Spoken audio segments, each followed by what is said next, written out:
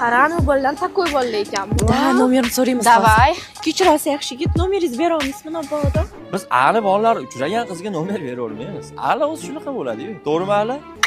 Yo'lingizdan qolmang. Nifiga себе, men povudni ham qo'shib bergan bo'lardim. Тоже мне. Biza qizlar ani bolalarni bittada taniymiz-da, chunki ular takoy порядочный bolalar-da. Ani bolalarni ko'rganda nomer so'rash zapatlolmasdi, chunki ani bolalari yomon, krasavchik, yoqimtoy bo'ladi-da. Yo'q, hayotimda birinchi marta adi o'qimaganimga afsuslandim-da hozir. Bir mazza qilib dam olib kelamiz endi. Bolalar?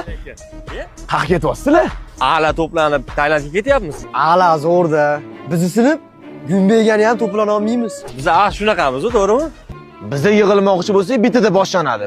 U kelmayapti, xotinim ruxsat bermayapti, pulim yo'q. Adi o'qisam bo'lar ekan вообще-то. Endi ala boshqa daraja. Hayron qoladigan joyi-yu, Ali doim yig'ilib chet davlatga chiqib turamiz. Sizlar chiqmaysizlarmi? Kim uyi bu? Sinf rahbarimiz uyi. Assalomu alaykum. Assalomu alaykum. Sinf rahbarimizning ismini nima bizani? Sinfdoshlar bilan yig'ilishib sizga uy sovg'a qilmoqchi edik. Voy, rahmat. Olmadingmi? Ustozga ham uy beradimi? Biz A'larda pul ko'p.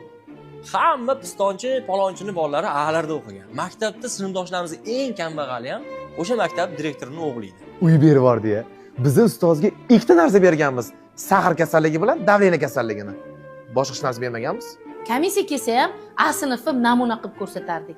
Menimcha hayotda katta yutug'im A sinfga rahbar bo'lganim.